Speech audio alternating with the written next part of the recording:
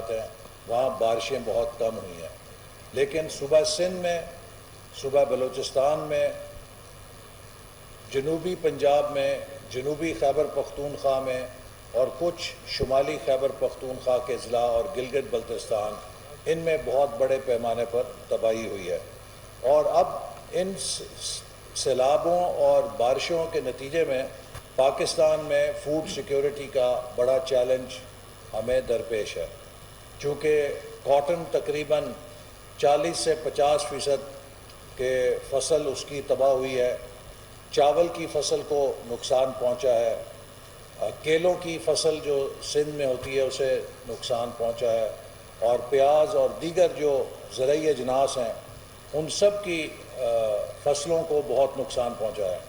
اور اسی طرح جو لائف سٹاک ہے وہ بھی تقریباً 9 لاکھ سے زیادہ اس کا نقصان ہو چکا ہے، 1000 سے زیادہ انسانی جانیں چلی گئی ہیں، تقریباً 10 لاکھ کے قریب لوگوں کے مکانات گر گئے ہیں، انہیں نقصان پہنچا ہے، ہزاروں میل کی سڑکیں جو ہیں وہ تباہ ہوئی ہیں۔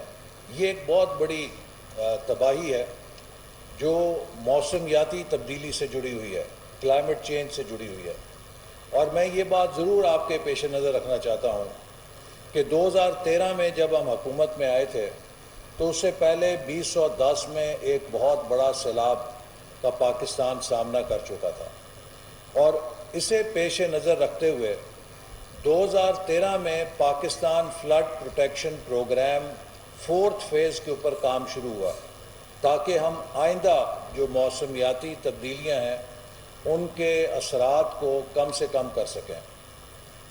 مئی 2017 میں اس کی رپورٹ جو مشترکہ طور پہ ہم نے پیش کی، وزارت واٹر اینڈ پاور نے اس کو تیار کیا، پلاننگ کمیشن نے بھی اس کے اندر حصہ لیا، تو مئی 2017 میں ہم نے پاکستان کا flood protection program council of common interest سے منظور کرایا، اور تمام صوبوں نے اس کے اوپر دستخط کیے، اور یہ طے پایا کہ اگلے 10 سالوں کے اندر پاکستان کے انفراسٹرکچر کو مضبوط کیا جائے گا، نیا انفراسٹرکچر بنایا جائے گا، اور موسمیاتی تبدیلی کے حوالے سے جو متوقع سیلاب ہیں ان سے نبٹنے کی بہتر صلاحیت پیدا کی جائے گی۔ اس میں یہ بھی فیصلہ کیا گیا کہ اگلے 5 سالوں میں 2018 سے لے کے 2023 تک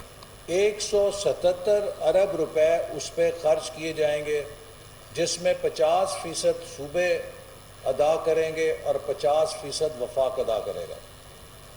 اس میں جیسے میں نے آپ سے کہا کہ نیسپاک نے پاکستان کی طرف سے کام کیا، اور ایک ڈچ کنسلٹنٹ تھا، اس نے بین الاقوامی کنسلٹنٹ کے طور پہ کام کیا۔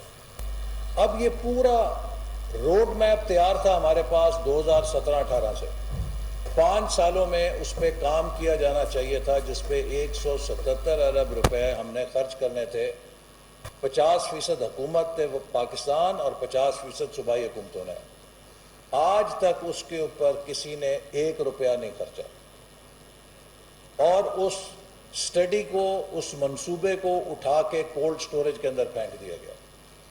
ہر روز ایک نیا انکشاف ہوتا ہے کہ پچھلے 4 سالوں میں ہم نے کیا تباہی کی ہے۔ گوادر بندرگاہ کی میں کہانی آپ لوگوں سے شیئر کر چکا ہوں کہ جو سی پیک کا گیٹ وے تھا، 4 سال اس میں ڈریجنگ کے لیے پیسے نہیں دیے گئے، اور نتیجتاً آج وہ گوادر پورٹ جو ہے اس کی گہرائی 10.6 میٹر رہ گئی ہے، اور اس میں بڑے جہاز نہیں آ سکتے۔ وہ گوادر بندرگاہ جس کو ہم پوری دنیا میں ڈیپ سی پورٹ کہہ کے متعارف کرا رہے تھے، آج وہ لانچوں کی پورٹ بن کے رہ گئی۔ جس شعبے میں ہاتھ ڈالیں تو ایک نئی کہانی سامنے ہوتی ہے، اور اب چونکہ وزیر اعظم صاحب نے یہ فلڈ ریلیف کمیٹی کی ذمہ داری دی ہے، تو ہم منسٹری آف پلاننگ میں فلڈ کے حوالے سے ساری چیزیں، معلومات یکجا کر رہے ہیں۔ تو یقین کریں کہ دنگ رہ گئے دیکھ کے کہ 2017-18 کا جو فلڈ پروٹیکشن پروگرام تھا، جس پہ سب صوبوں کا اتفاق تھا، جس پہ 5 سالوں میں عمل کیا جانا چاہیے تھا، 1 روپیہ اس پہ خرچ نہیں کیا گیا.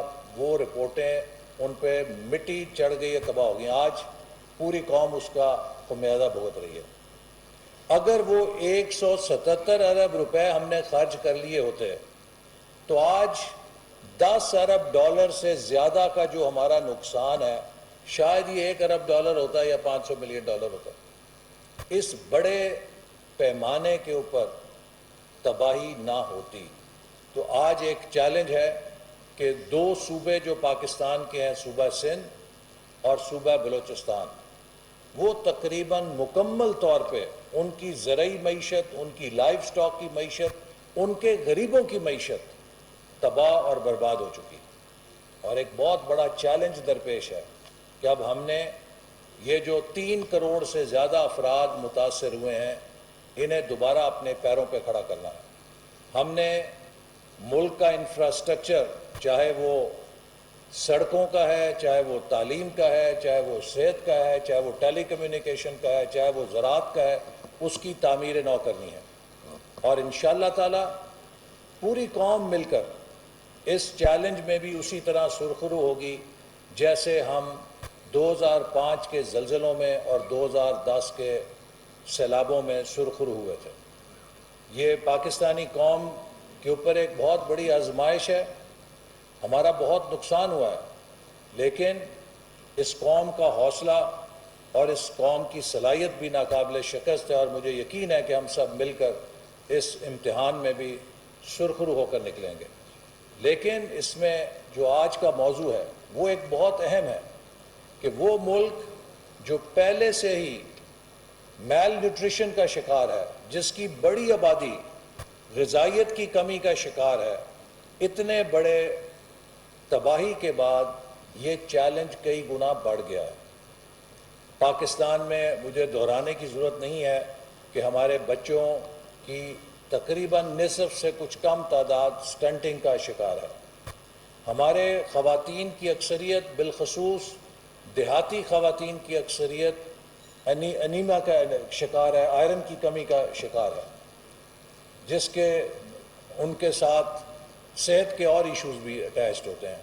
تو ہماری آبادی میں بچے اور خواتین عدم غذائیت کی وجہ سے بہت سے صحت کے مسائل سے دوچار ہیں. اور جو صحت مند قوم ہے، جب تک ماں اور بچہ صحت مند نہ ہو، آپ کے قوم کا مستقبل بھی کمپرومائز ہوتا ہے. کیونکہ اگر ماں کی غذائیت نہیں ہوتی تو پھر بچہ بھی سٹنٹڈ ہوتا ہے. اور جب آپ بچے میں غذائیت کی کمی کریں گے تو اس کی جو کوگنیٹو ایبلٹی ہے وہ بھی گرو نہیں کرتی، اور وہ تخلیقی صلاحیت اس کی کم تر درجے کی ہوتی ہے. اور آج تو ہمیں نالج ایج میں کوگنیٹو ایبلٹی چاہیے. اسی لیے ویژن 2025 میں ہم نے نیوٹریشن کو ایک اہم پلر تصور کر کے اس پہ کام شروع کیا. جو سن پروگرام ہے اس میں پاکستان نے اس کو فوری طور پہ ایکسیپٹ کیا، امبریس کیا، تاکہ ہم بین الاقوامی بھی جو معلومات ہیں اور اسسٹنس ہے اس کا بھی فائدہ اٹھائیں اور اپنے ملک میں غذائیت کی کمی کو فوراً پورا کر سکیں. میں افاد اور جو NRSP اور دیگر ادارے اس شعبے میں کام کر رہے ہیں ان کو کمپلیمنٹ کرتا ہوں، لیکن میں سمجھتا ہوں کہ ہمیں 10 گنا اور کام کرنے کی اب ضرورت ہے. جو موجودہ چیلنج ہے، جو آپ نے فوڈ بینک کا تجربہ کیا، بلا شبہ یہ ایک اچھا خیال ہے اور اس کو زیادہ بڑھانے. ان کا کہنا تھا کہ ملک میں تباہ کن بارشیں ہوئیں، یہ تمام اثرات جو ہیں موسمیاتی تبدیلی کا وجہ ہیں، اور یہاں پر فصلیں بھی شدید متاثر ہوئیں، جس سے فوڈ سیکیورٹی کا چیلنج پیدا ہو گیا ہے. کوہ نور نیوز سے فی الوقت اتنا ہی. مزید اپڈیٹس کے لیے دیکھتے رہیے کوہ نور نیوز.